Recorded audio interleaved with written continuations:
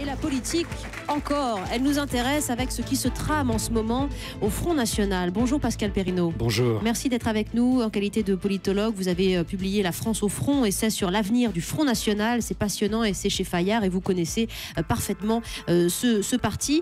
Julien Pirce nous disait tout à l'heure, il s'est procuré les résultats d'un sondage BVA qui sera diffusé ce week-end et qui montre clairement que les prises de position provocatrices de Jean-Marie Le Pen tirent vers le bas le FN ces derniers jours. Ils écornent également la cote de popularité de sa fille, Marine Le Pen. Il est donc temps pour elle, principe de réalité, de faire quelque chose, peut-être même de se séparer et d'exclure son père du parti. Oui, en effet, tout ça peut se finir par une exclusion, mais ce n'est pas l'exclusion de n'importe qui, c'est l'exclusion du fondateur, c'est l'exclusion de son père.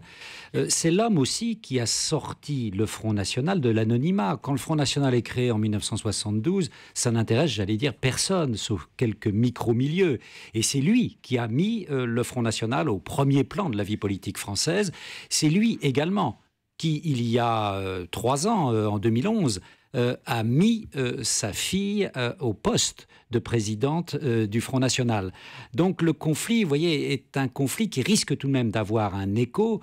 Alors certes, dans l'électorat, ça devrait à terme, ça devrait rendre service à Marine Le Pen, mais dans l'immédiat, ça va créer des turbulences dans un appareil qui, pendant 40 ans, a été dirigé par Jean-Marie Le Pen. Mais quelle turbulence, de quelle turbulence voulez-vous parler alors qu'on dit qu'il a si peu de soutien aujourd'hui réel au parti? Si peu de soutien, ça reste à voir.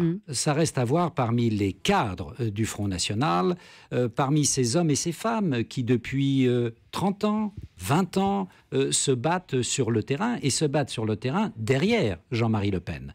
Marine Le Pen n'a pas autant d'années de direction du mouvement qu'en a eu son père.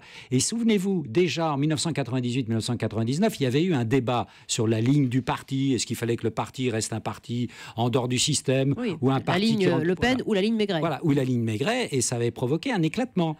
Marine Le Pen a été élue, certes, avec le soutien de son père en 2011, mais il y a eu tout de même environ 30% des adhérents qui se sont retrouvés derrière M. Bruno Gollnisch, qui est, on l'a entendu d'ailleurs hier, il soutient plutôt Jean-Marie Le Pen.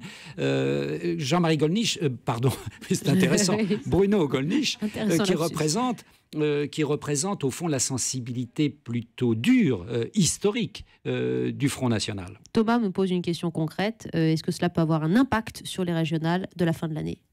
Oui, cela peut avoir un impact, d'abord parce que ça va changer la donne dans la région historique pour le Front National, qui est Provence-Alpes-Côte d'Azur. Jean-Marie Le Pen est depuis, j'allais dire, des décennies, un élu de cette région. Sa fille a décidé de le priver d'être la tête de liste et même d'être le représentant du Front National. Et donc on verra si ce Front National qui désirait avoir la présidence de la région, éventuellement, c'est une des 2 ou 3 régions auxquelles ils peuvent prétendre. Exactement. Si Jean-Marie Le Pen décide de se compter, décide de diviser les troupes, ben voilà, c'est peut-être un objectif qui disparaît. Oui.